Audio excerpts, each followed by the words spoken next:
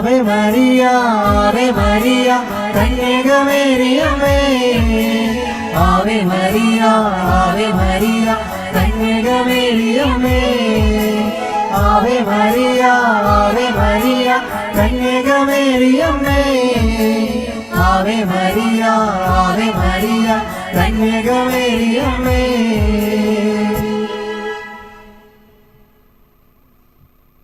അമ്മച്ചിമാര് അവിടെയുള്ളവർ ഈ കസേരയിലേക്ക് കയറിയിരിക്കുക. ബഹുമാനപ്പെട്ട ജേക്കബ് പഞ്ഞളേച്ചൻ നമ്മോടൊപ്പം ആയിരിക്കുന്നുണ്ട്. ഇതേ ദിവസം ഈ പിതൃസംഗമത്തിന് നമ്മുടെ ഇടവകയിലേക്ക് അച്ഛൻ നേരത്തെ തന്നെ നമുക്കെത്തി. നമ്മളാണ് ഇച്ചിരി വൈകിപ്പോയത്. എല്ലാ മാതാപിതാക്കളുടെയും പേരിൽ, പ്രത്യേകിച്ച് അപ്പച്ചന്മാരുടെ പേരിൽ ബഹുമാനപ്പെട്ട ജേക്കബ് അച്ഛനെ സ്നേഹത്തോടുകൂടെ സ്വാഗതം ചെയ്യുന്നു.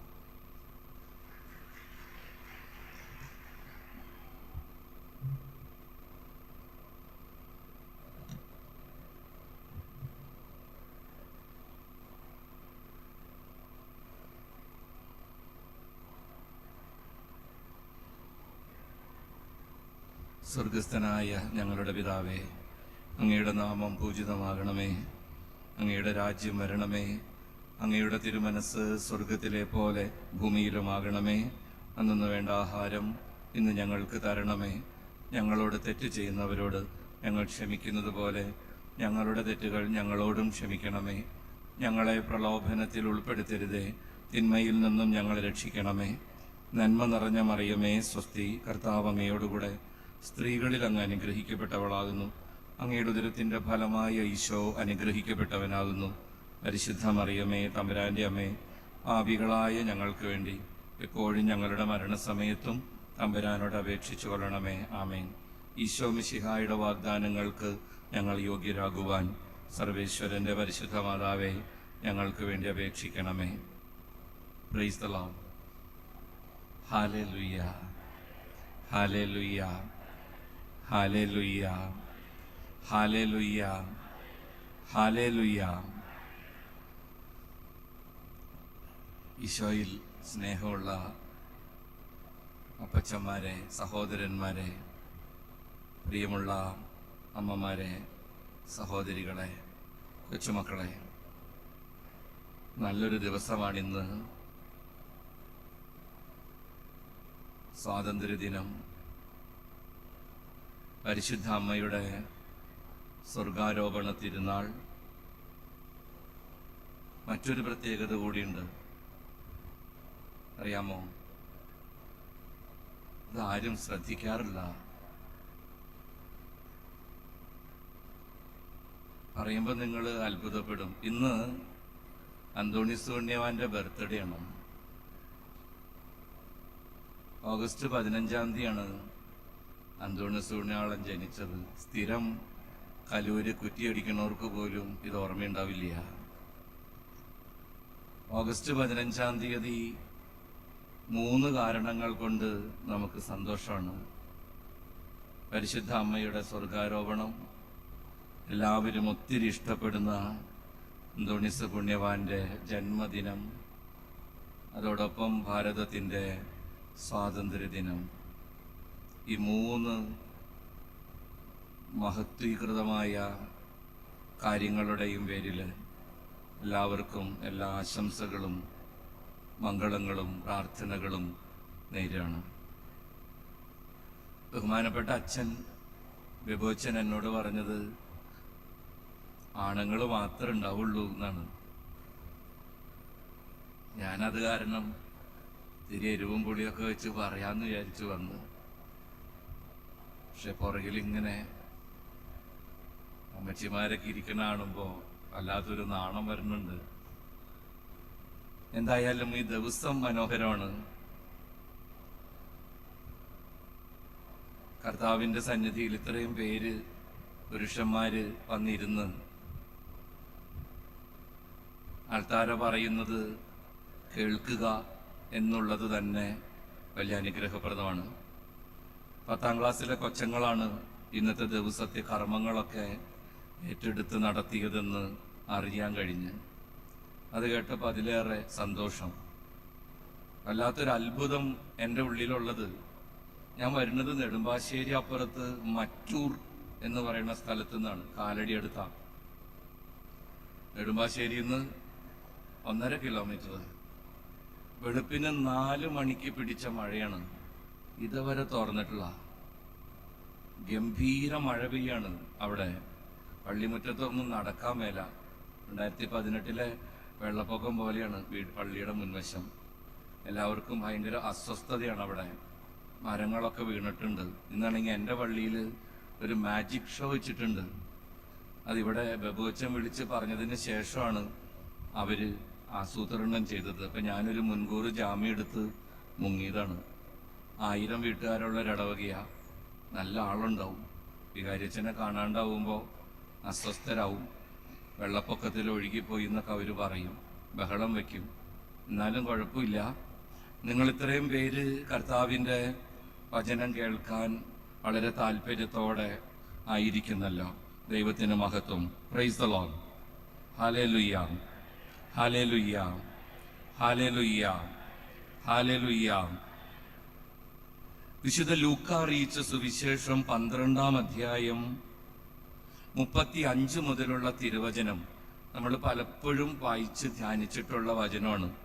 വിശുദ്ധ ലൂക്ക അറിയിച്ച സുവിശേഷത്തിന്റെ 12-ാമത്തെ അധ്യായം 35 മുതലുള്ള വചനം.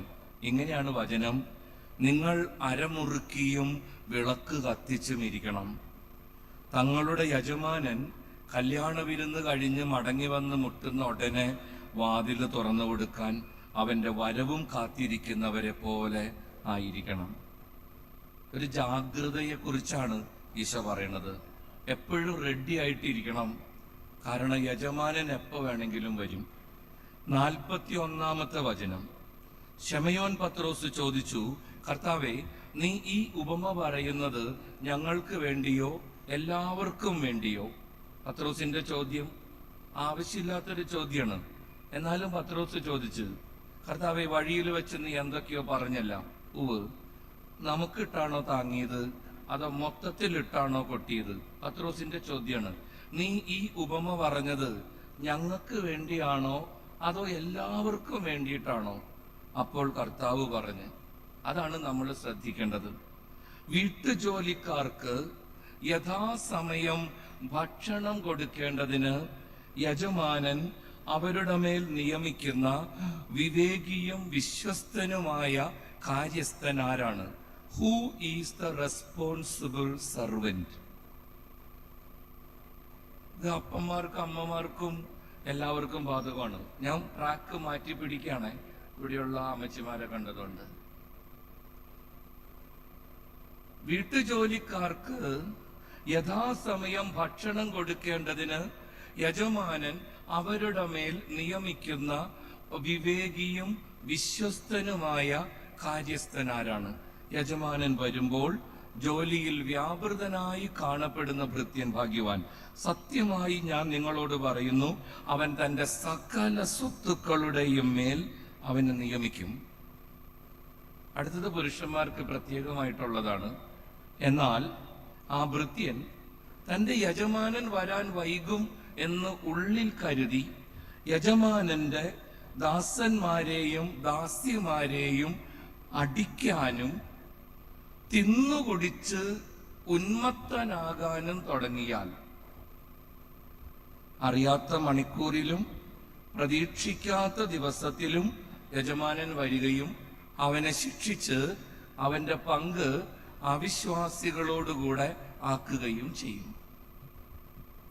യജമാനന്റെ ഹിതം അറിഞ്ഞിട്ടും അതിനൊരുങ്ങുകയോ അതനുസരിച്ച് പ്രവർത്തിക്കുകയോ ചെയ്യാത്ത ഭൃത്യൻ കഠിനമായി പ്രഹരിക്കപ്പെടും. അടുത്ത വചനം ഇതാണ്: അധികം ലഭിച്ചവനിൽ നിന്ന് അധികം ആവശ്യപ്പെടും, അധികം ഏൽപ്പിക്കപ്പെട്ടവനോട് അധികം ചോദിക്കും. അധികം ലഭിച്ചവനിൽ നിന്ന് അധികം ആവശ്യപ്പെടും, അധികം ഏൽപ്പിക്കപ്പെട്ടവനോട് അധികം ചോദിക്കും. ഇന്നുണ്ടായൊരു അനുഭവം പറയാച്ചൻ. നാളെ ഖുർആനേക്കുള്ള പാടുണ്ട് പള്ളിയിൽ. 3 പിള്ളേരുടെ, 2 ബോറിനാണ്. ഒരു കൊച്ചന്റെ അപ്പൻ നാളത്തെ കാര്യങ്ങൾ എങ്ങനെയൊക്കെയാണെന്ന് അന്വേഷിക്കാൻ വേണ്ടി എൻ്റെ മുറിയിൽ വന്ന് ഞാൻ വെറുതെ ചോദിച്ച്, കൊച്ചന്റെ ഖുർആനെ കൊള്ളപ്പാടൊക്കെ ആണല്ലോ, നന്നായിട്ടൊക്കെ ഒരുങ്ങിയോ? കൊച്ചാ കുമ്പസാരിച്ചൊക്കെ ഒരുങ്ങി. UK കുമ്പസാരിക്കാനൊക്കെ വലിയ പാടണച്ചു. ഓ, പള്ളിപ്പോക്കും തഥൈവയാണ്. ഓ, കുടുംബ പ്രാർത്ഥന ചെല്ലാൻ പലപ്പോഴും പറ്റാറില്ല. ഓ, അത്രയും പറഞ്ഞു കേട്ടപ്പോ ഞാൻ വളരെ ഭവ്യതയോടെ പറഞ്ഞു, 1 മിനിറ്റ് ഇരിക്കി. വികാരിച്ചനിരിക്കാൻ പറഞ്ഞ വെടിവെപ്പ് ഉറപ്പാണ്. എന്തായാലും പുള്ളി അനുസരിച്ച്. ഞാൻ പറഞ്ഞു, നിന്റെ വീട്ടിൽ ഒരു കുന്തും ഉണ്ടായില്ല എന്നാണ് ഞാൻ കേട്ടേക്കണേ. ഇങ്ങനെ തന്നെ തുടങ്ങിയ, നിന്റെ വീട്ടിൽ ഒരു കുന്തും ഉണ്ടായിരുന്നില്ല എന്നാണ് ഞാൻ കേട്ടേക്കണേ. നിന്റെ അപ്പന് തെങ്ങേറ്റായിരുന്നു. അപ്പം പറഞ്ഞു കേട്ടിട്ടുണ്ട്, ഉടുതുണിക്ക് മറുതുണി ഉണ്ടായില്ല ചാ, എന്നും ദാരിദ്ര്യായിരുന്നു. പിള്ളേരൊക്കെ കർത്താവ് കാത്തു, ഒക്കെ പോറിന് പോയി, കാശായി. ഖുർആനെ കൊള്ളപ്പാടിന് വരും, അച്ഛനുണ്ടാവണട്ടാ. അപ്പൻ എന്നോട് പറഞ്ഞിട്ടുണ്ട്. ഞാൻ അയാളോട് പറഞ്ഞ്, ഒന്നുമില്ലാത്ത ഒരവസ്ഥയിൽ നിന്ന് എല്ലാം ഉള്ള ഒരവസ്ഥയിലേക്ക് ദൈവം നിന്നെ വഴി നടത്തിയത് എന്തിനാന്ന് നിനക്കറിയാമോ? അയാളൊന്നും മിണ്ടണില്ല കേട്ടോ. അയാൾക്ക് മനസ്സിലായി ഇത് സംഗതി പെശകാന്ന്. നിന്റെ മക്കള് പിറന്നു വീണത് സമൃദ്ധിയുടെ മധ്യത്തിലേക്കാണ്. അവർക്ക് ഒരു കുറവും ഒന്നിനും ഉണ്ടായിരുന്നില്ല. നീയാണെങ്കിൽ ഒരു കുറവും വരുത്താണ്ടാണ് വളർത്തിയേക്കണതും. അവർക്ക് ദൈവത്തെ വിളിക്കാൻ തോന്നില്ല, അവർക്ക് കുർബാന പോണെന്ന് തോന്നില്ല, അവർക്ക് കുമ്പസാരിക്കാൻ താല്പര്യം ഉണ്ടാവില്ല. പക്ഷെ നീ അങ്ങനെ ആവരുതിട്ടാ. ഇന്ന് കാലത്തെ സംഭവം അച്ഛനെ പറയണേ, ഇന്ന് നടന്ന വെടിവെപ്പാണ്. ഒന്നുമില്ലാത്ത ഒരവസ്ഥയില് നിന്നെ കൊണ്ടുവന്നിട്ട് അവിടുന്ന് നിന്നെ പൊക്കി ആരും സ്വപ്നം കാണുന്ന ഒരു ലോകത്തിലേക്ക് നിന്റെ ദൈവം നിന്നെ പറിച്ചു നട്ടത് നിന്റെ കുടുംബത്തിലെങ്കിലും നീ സുവിശേഷം പറയും എന്ന് വിചാരിച്ചിട്ടാണ്. പുറത്തൊന്നും പോയി പറയണ്ട, നിന്റെ മക്കളോടെങ്കിലും. എന്റെ പ്രിയപ്പെട്ട അപ്പച്ചന്മാരോടും ബഹുമാനമുള്ള അമ്മമാരോടും പറയാനുള്ളത് ഇതാണ്. നമ്മുടെ ദൈവം നമ്മെ ഭരമേൽപ്പിച്ചിട്ടുള്ള വലിയ ഒരു ഉത്തരവാദിത്വമുണ്ട്. It's from the very beginning of our life. അമ്മയുടെ വയറ്റിൽ കിടക്കണ നേരം മുതല് നിന്റെ ജീവിതത്തിന്റെ എല്ലാ നിമിഷങ്ങളിലും വലിയൊരു ദൈവീക നിയോഗത്തിന്റെ ഒരു നൂൽബന്ധം നിന്റെ ജീവിതത്തിലുണ്ടെന്ന് നീ മറക്കരുത്. എന്റെ പ്രിയപ്പെട്ട അപ്പച്ചന്മാരെ കാണുമ്പോ എനിക്ക് ഭയങ്കര ഭയങ്കര ഭയങ്കര സന്തോഷമാണ്. കാരണം വേറൊന്നുമല്ല, ഒരപ്പൻ വിചാരിച്ച പല കാര്യങ്ങളും നടക്കും. ഒരപ്പന് മക്കളുടെ മേലുള്ള സ്വാധീനം കാര്യം മറിച്ചാണ് പറഞ്ഞ് നമ്മളൊക്കെ കേൾക്കാറ്. പക്ഷെ എൻ്റെ അനുഭവം അങ്ങനെയല്ല. ഞാൻ ചിറ്റൂര് ധ്യാന കേന്ദ്രത്തിൽ കുറച്ച് നാളുണ്ടായിരുന്നു. എവിടെയെങ്കിലുമൊക്കെ നിങ്ങൾ എന്നെ കണ്ടിട്ടുണ്ടാവും. ഒരു 5-6 കൊല്ലം ചിറ്റൂരുണ്ടായിരുന്നു. അത്യാവശ്യം മുറ്റടിക്കലും പാത്രം കഴുകലൊക്കെ ആയിട്ട്. ഈ യുവജനങ്ങളുടെ ധ്യാനം വരുമ്പോ ഒരു പ്രാവശ്യം ഒരു പയ്യൻ എൻ്റെ അടുത്ത് വന്ന് ധ്യാനം കഴിഞ്ഞ് പോവാണ്. അവൻ എന്നോട് പറയും, ചെറുപ്പക്കാരൻ, ഒരു 25-24 വയസ്സ്, പഠനമൊക്കെ ഏതാണ്ട് കഴിഞ്ഞ് ജോലിക്കൊക്കെ പോണ ഭാഗമായിട്ട് ഒരു ധ്യാനം കൂടാൻ വന്നേക്കണതാ. കുറച്ച് വർഷങ്ങളായി. അവൻ എന്നോട് പറഞ്ഞ, അച്ഛാ ധ്യാനമൊക്കെ ഇഷ്ടായിട്ടച്ഛാ. ഓ, അച്ഛനോടൊരു നന്ദി പറയാൻ വേണ്ടി വന്നതാ. ഞാൻ പറഞ്ഞു, ഓക്കെ, നീ തമ്പുരാനോട് പറഞ്ഞാൽ മതി, നമ്മളൊക്കെ വേറെ ഉപകരണല്ലേ മോനെ, ഒരു കുഴപ്പമില്ല, സന്തോഷമുണ്ട് നിന്റെ മനസ്സ് അത്ര നന്മയുള്ളതാണെന്ന് അറിയുമ്പോ. ഞാൻ ചോദിച്ചു, വീട്ടിൽ ആരൊക്കെ ഉണ്ട്? അപ്പനും അമ്മയും ഒരു പെങ്ങളും ഉള്ളു വച്ചാ. അപ്പനെന്താ ജോലി? അപ്പനൊരു സ്കൂൾ അധ്യാപകനാണ്. അമ്മയും അധ്യാപകയാണ്. അപ്പനമ്മയൊക്കെ ഇഷ്ടമാണോ അപ്പനോട് അമ്മോടൊക്കെ? അതെ അച്ഛാ, അപ്പനോട് അമ്മോടൊക്കെ ഇഷ്ടമാ. പക്ഷെ അച്ഛാ, ഞാൻ ഒരു കാര്യം പറയാം, എൻ്റെ അപ്പനെ എനിക്ക് ഒടുക്കത്തെ പേടിയുണ്ട്. ചെക്കൻ 24 വയസ്സുകാരൻ. എൻ്റെ അപ്പനെ എനിക്ക് ഭയങ്കര പേടിയാണ് അച്ഛാ. അപ്പൊ എനിക്ക് അത്ഭുതം തോന്നി. ഞാൻ ചോദിച്ചു, അതെന്താണ്? അപ്പം തല്ലോ? ഏയ്, തല്ലൊന്നുമില്ല. വഴക്കുണ്ടാക്കുവോ? വല്ലപ്പോഴൊക്കെ ഒരെണ്ണം കിട്ടി, അത്രേ ഉള്ളൂ. അത് പിന്നെന്താ പ്രശ്നം? അപ്പനിങ്ങനെ പേടിക്കണം എന്തിനാണ്? അതെ അച്ഛാ, അപ്പനെ പേടിക്കണം എന്താന്ന് വെച്ചാ അപ്പൻ ഒടുക്കത്തെ പ്രാർത്ഥനയാണ്. ഈ കൊച്ചൻ പറഞ്ഞ ഡയലോഗാണ്, ഞാൻ ഞെട്ടിപ്പോയി. അങ്ങനെ ഒരു കേസ് ഉണ്ടെന്ന് അന്നാണ് എനിക്ക് മനസ്സിലായേ. അപ്പൻ ഒടുക്കത്തെ പ്രാർത്ഥനയാണ് അച്ഛോ. ഞാൻ പറഞ്ഞു, എനിക്ക് മനസ്സിലായില്ല. എല്ലാ ദിവസവും പള്ളി പോവും, എല്ലാ ദിവസവും അപ്പം പള്ളി പോവും. 2 ആഴ്ച 3 ആഴ്ച കൂടുമ്പോ കുമ്പസാരിക്കണുണ്ടെന്നാണ് അമ്മ പറഞ്ഞ് കേട്ടേക്കണേ. ഖുർആന കൈക്കൊള്ളു വെച്ചാ എല്ലാ ദിവസവും കൊന്തയൊക്കെ എത്തിക്കും അപ്പൻ, നോയമ്പൊക്കെ നോക്കും. ഞാൻ ചോദിച്ചു, അപ്പനെ പേടിക്കണെന്തിനാണ്? എന്റെ അച്ഛ, ഇങ്ങനെ ഒരു അപ്പനെ വിഷമിപ്പിച്ച തമ്പുരാൻ എന്നെ വെച്ചേക്കില്ല എന്ന് എനിക്ക് ഉറപ്പാണ്. അവന്റെ ട്രാക്ക് അതാണ്. ഇങ്ങനെ ഒരപ്പനെ ഞാൻ വിഷമിപ്പിച്ച ദൈവം എന്നെ ശിക്ഷിക്കും എന്നെനിക്ക് ഉറപ്പാണ്. ആ കൊച്ചൻ അപ്പനെ ഭയപ്പെടുകയല്ല ചെയ്യണ. സത്യത്തില് ആ അപ്പനെ അവൻ വല്ലാണ്ട് ബഹുമാനിക്കുന്നുണ്ട്. ഞാൻ എടപ്പള്ളി പള്ളിയിൽ കൊച്ചച്ഛനായിരുന്നു. എന്റെ കപ്പ്യാരേട്ടനോടുത്ത് കപ്പ്യാരേട്ടൻ പറഞ്ഞു, അന്ന് അച്ഛനെ കണ്ടിട്ടുണ്ട്. എടപ്പള്ളി പള്ളിയിൽ നിങ്ങൾക്കറിയാം, വൈകുന്നേരം ആവുമ്പോ ആൾക്കാര് പുണ്യാളനെ കാണാൻ വരും. കുർബാനയൊന്നും ഇല്ലാത്ത സമയത്ത് കൊച്ചും പിച്ചും ഒക്കെ ആയിട്ട് ചില ആത്മാക്കള് വെറുതെ പള്ളിയിൽ വന്നിരുന്ന്, ചില ദുഷ്ടന്മാര് ഖുർആന കാണുന്നതിന് പ്രാച്യത്തായിട്ട് വന്നാണ്, ചിലരിങ്ങനെ പ്രാർത്ഥിക്കാൻ വേണ്ടി വരണതാ. അപ്പൊ ഈ കൊച്ചനെയും കൊണ്ട് വരണ അപ്പച്ചന്മാര് കുറച്ചു നേരം പഴയ പള്ളിയുടെ ബാക്കിൽ കുറച്ചു നേരം ഇരുന്ന് പതുക്കെ എഴുന്നേറ്റ് അൾത്താരയുടെ വയലത്തുവശത്തുള്ള വരതുണ്യാളന്റെ രൂപത്തിന്റെ മുമ്പിൽ വരും. പിന്നാലെ ഈ കാപ്പിരി കരുകുരുകളുണ്ടാവും, 2-3 എണ്ണം. മുഴുത്തേറ്റങ്ങളൊക്കെ എങ്ങനെയെങ്കിലും ചാടി പറഞ്ഞൊക്കെ മുത്തിക്കോളും, തൊട്ടോളും, പുണ്യാളന്റെ കാലുമ്യ കഴുത്തിൽ എവിടെയെങ്കിലൊക്കെ.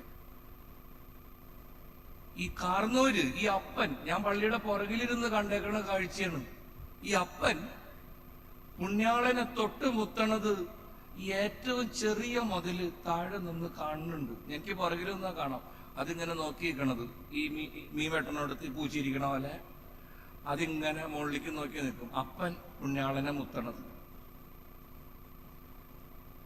അവന്റെ മുത്ത് കഴിയുമ്പോ ഈ കൊച്ചൻ താഴെ നിന്നുകൊണ്ട് 2 കൈയും പൊക്കി പിടിക്കും, ഇനിച്ചും മുത്തണം.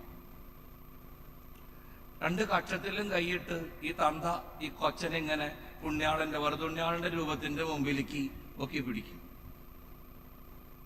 അത്ഭുതത്തോടെ ഞാൻ നോക്കി നിന്നിട്ടുള്ളൊരു കാഴ്ചയത്. എനിക്ക് ഒരെണ്ണം ഇല്ലാണ്ട് പോയല്ല സങ്കടം അപ്പോഴൊക്കെ എനിക്കുണ്ടായണേ.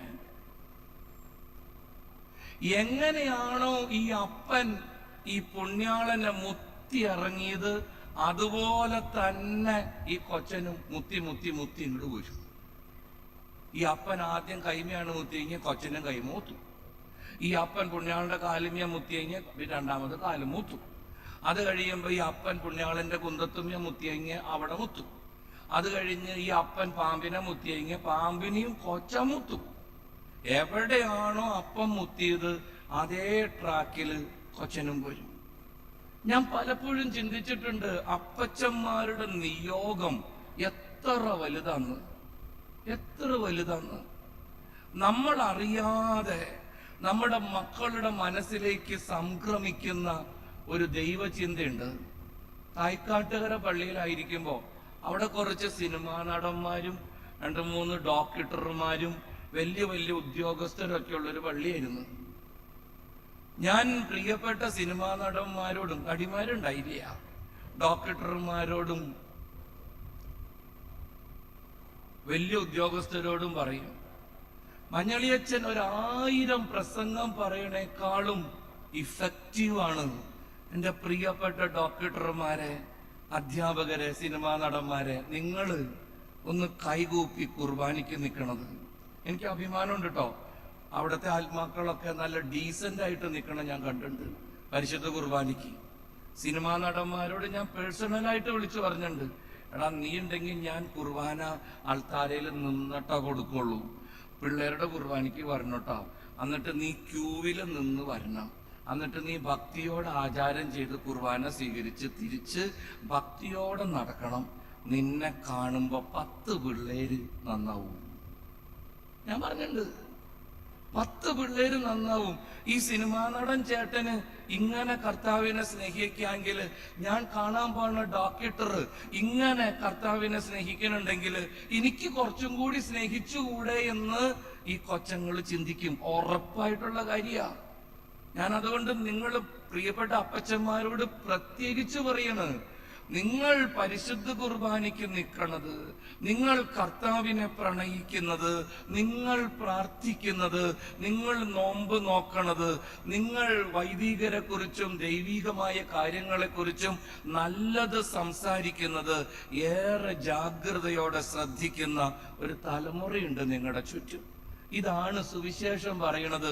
ഏൽപ്പിക്കപ്പെട്ടവർക്ക് ആവശ്യമുള്ളത് ആവശ്യമുള്ളപ്പോ കൊടുക്കാൻ നിയോഗിക്കപ്പെട്ട ഭൃത്യന്മാരാണ് നിങ്ങൾ. കാലം വല്ലാണ്ട് മാറിക്കൊണ്ടിരിക്കുക. ഒരു സ്ഥലത്തും പിള്ളേർക്ക് മാതൃകയില്ല. ഞങ്ങൾ അച്ഛന്മാരൊക്കെ കട്ട പുകയയക്കണ കാലമാണ്. ഒരു തരത്തിലും മനോഹരമായ മാതൃക കൊടുക്കാൻ ആർക്കും പറ്റണില്ല. അത് ഏറ്റവും മനോഹരമായി ചെയ്യാൻ സാധിക്കുന്നത് മാതാപിതാക്കൾക്കാണ്. എൻ്റെ ജീവിതത്തിൽ ഞാനൊരു കാര്യം പറയാം. ഞാൻ എൻ്റെ അപ്പൻ്റെ മുഖത്ത് നോക്കി ഇപ്പോഴും വർത്താനം പറയില്ല. എനിക്ക് പേടിയാണ് പുള്ളിനെ. ഒടുക്കത്തെ അടിയണം. അടിയെന്നൊക്കെ പറഞ്ഞാൽ സങ്കല്പിക്കാൻ പോലും പറ്റാത്ത അടിയണം. ഇവിടെ ഇരിക്കണവരൊന്നും അങ്ങനെ അടി കൊണ്ടുണ്ടാവില്ല. എനിക്ക് നല്ല ഉറപ്പാണ്. എൻ്റെ അപ്പൻ വളരെ ഹൈജീനിക്കാണ്. ഒരാളുടെ ചൂരൽ വെച്ച് വേറൊരാളെ തല്ലൂല്ല അപ്പൻ. 3 അമ്മക്കൾക്ക് 3 ചൂരലാണ്. അത് തൂക്കം നോക്കിയിട്ട് ചൂരലിന്റെ വലിപ്പം മാറ്റിക്കൊണ്ടിരിക്കും. ടാഗ് കെട്ടിയിട്ടേക്കാണ് ഓരോരുത്തരുടെ പേരെഴുതി. അതെടുത്തിട്ടാണ് അപ്പൻ അടിക്കുള്ളൂ. അപ്പനാണെങ്കിൽ നല്ല ആരോഗ്യം. അപ്പന്റെ അപ്പം പോലീസായിരുന്നു. പോലീസ് മോനെ തല്ലിയത് മൊത്തം മോൻ ബാക്കിയുള്ളവർക്ക് തന്നു. അങ്ങനെയാണ് നമ്മളൊക്കെ. വല്ലാണ്ട് തല്ലുകൊണ്ടാ വളർന്നേക്കണേ. പേടിയാണത് കാരണം. ഞാൻ അച്ഛനായിട്ടില്ല. ഒരു 2-3 മാസം കൂടിയുണ്ട് അച്ഛനാവാൻ. ഞാൻ പള്ളിയിൽ പോയി വന്നപ്പോ അപ്പം ഭയങ്കര അരിശത്തിലാണ്. അപ്പൻ അരിശം കിട്ടുമെന്ന് ഞാൻ ചോദിച്ചു, അപ്പൻ എന്താ പ്രശ്നപ്പ? അപ്പൻ വല്ലാണ്ട്, നിങ്ങൾക്ക് കത്തനാരന്മാർക്ക് വേറെ പണിയൊന്നുമില്ലല്ലോ. എന്താ അപ്പ അങ്ങനെ അറിയണേ? നിനക്ക് വേറെ എന്താ പണി? 2 മാസം കൂടി കഴിഞ്ഞാൽ നീ അച്ഛനല്ലേ? എന്താ പ്രശ്നം ഇപ്പൊ ഇവിടെ? ഇന്ന് പള്ളിയിൽ ഒരച്ഛൻ കുർബാന എല്ലാം വന്നിട്ടുണ്ടായിരുന്നു. കുർബാനയ്ക്ക് മുമ്പ് ഒരു പ്രസംഗം, കാഴ്ചവെപ്പിന്റെ നേരത്ത് 2ാമതൊരു പ്രസംഗം, കൂദാശവചനം പറയണയ്ക്ക് മുമ്പ് 3ാമതൊരു പ്രസംഗം, സ്വർഗസ്ഥനായ പിതാവെ ചലനയ്ക്ക് മുമ്പ് 4ാമത്തെ പ്രസംഗം. എനിക്ക് ബസ് കിട്ടിയില്ല പണിക്ക് പോകാൻ. നിങ്ങൾക്ക് കുർബാന കഴിഞ്ഞ് ദീപികയും വായിച്ച് അവിടെ എവിടെയെങ്കിലും ഇരുന്നാൽ മതി. ബാക്കിയുള്ളവൻ കുടുംബത്തിന് അന്നുണ്ടാക്കാൻ വേണ്ടി ഓടി നടക്കണതാണ്. അപ്പൻ ചൂടിലാണ്. അപ്പം പറഞ്ഞു, ഒരു കാര്യം ഞാൻ അങ്ങോട്ട് പറഞ്ഞേക്കാം. അച്ഛനായി കഴിഞ്ഞ് കിട്ടണ പള്ളിയില് സമയത്തിനും കാലത്തിനും കുർബാന തീർത്തില്ലെങ്കിൽ ആൾത്താരെ കയറി ഞാൻ തല്ലും. അപ്പൻ മഞ്ഞളിയച്ഛൻ എന്ത് കറക്റ്റ് സമയത്ത് കുർബാന തീർക്കുമെന്നറിയോ? കാരണം വേറെ ഒന്നല്ല, എൻ്റെ ഉള്ളു പടയ്ക്കും. കർത്താവ് ഈ പള്ളിയകത്ത് അപ്പനെങ്ങനെ നിൽപ്പുണ്ടാവാ? അടി ഉറപ്പാണ്. സമയത്തിനും കാലത്തിനും കുർബാന തീർത്തില്ലെങ്കിൽ ആൾത്താരെ കയറി തല്ലൂന്നാണ് കാരണവര് പറഞ്ഞേക്കണേ. അത് കാരണം കറക്റ്റ് സമയത്ത് ഞാൻ കുർബാന തീർക്കും. എത്ര തിരക്കുണ്ട് തിരക്കില്ല എന്ന് വന്നാലും. കാരണം എൻ്റെ ചിന്ത എപ്പോഴും അപ്പൻ പള്ളിയകത്ത് എവിടെയെങ്ങാണ്ടുണ്ട് എന്നാണ്. എൻ്റെ അപ്പൻ എന്നെ എത്ര ഗംഭീരമായിട്ടാണ് സ്വാധീനിച്ചത്. എൻ്റെ പൗരോഹിത്യ ജീവിതത്തിൽ വല്ലാത്ത സ്വാധീനം അപ്പൻ ചെലുത്തിയിട്ടുണ്ട്. കാര്യം പലരും പറയും അച്ഛൻ എപ്പോഴും അമ്മേനെ കുറിച്ച് പറയും. എനിക്കൊരു ഇടിവെട്ട് തന്തയും കൂടി ഉണ്ട്. 1.5 അപ്പൻ മനോഹരമായി എന്നിലെ പുരോഹിതനെ രൂപപ്പെടുത്തിയ ഒരു കാരണവര്. എൻ്റെ പ്രിയപ്പെട്ട അപ്പച്ചന്മാരും അമ്മച്ചിമാരും മനസ്സിലാക്കണം, നമ്മുടെ ജീവിതത്തിന്റെ നിയോഗം അതൊരിക്കലും നിസ്സാരമായ നിയോഗമല്ല. പ്രത്യേകിച്ച് ദൈവികമായ കാര്യങ്ങളിൽ നമ്മുടെ മക്കളെ വഴി നടത്തുന്ന കാര്യത്തിൽ അങ്ങേയറ്റത്തെ ജാഗ്രത നമ്മൾ ജീവിതത്തിൽ പുലർത്തണം. പ്രധാനവുമായി അച്ഛന് നിങ്ങളോട് പറയാനുള്ളത്, ആരാണെന്നുള്ള ഒരു തിരിച്ചറിവോടെ ജീവിക്കണം. ആരാണെന്നുള്ള ഒരു അവബോധത്തോടെ ജീവിക്കണം. ഇവിടെ ഇരിക്കുന്ന ആരും അങ്ങനെ അല്ലാന്ന് ഞാൻ ഇങ്ങനെ പറയാം. ഇവിടെ ഇരിക്കുന്ന ആരും അവബോധം ഇല്ലാത്തവരാണെന്ന് എനിക്ക് തോന്നണില്ല. ചിലപ്പോ എന്റെ പള്ളിയിൽ ഞാൻ കണ്ടിട്ടുണ്ട് ചില അപ്പച്ചന്മാര്. ഇന്ന് ഞാൻ ഒരുത്തനെ കണ്ടു. അവന്റെ ഇത്തിരി പോകുന്ന കൊച്ചിനെയും പിടിച്ച് പള്ളിയുടെ പുറകിലെ വാതിലുമേ അവൻ കാല് നീട്ടിയിരിക്കണം. അതിന്റെ അപ്പുറത്ത് ഇരിക്കണ കൊച്ചൻ അവന്റെ അത്രയും കാലെത്തിക്കാൻ കഷ്ടപ്പെടണം. കൊച്ചനെയും കൊണ്ട് വാതുക്കെ കിടക്കാണ് ഇന്ന് കാലത്തൊരപ്പൻ ഞാൻ കണ്ടു. അവനും അറിഞ്ഞുകൂടാ അവനൊരു അപ്പനാണെന്നുള്ള സത്യം. നമ്മുടെ ദൈവം നമ്മോട് പറയണത് നമ്മൾ അവബോധമുള്ളവരായിട്ട് ജീവിക്കണമെന്നാണ്. You are a responsible servant. ഉത്തരവാദിത്വമുള്ള ഒരു ദാസനും ദാസിയുമാണ് നീ.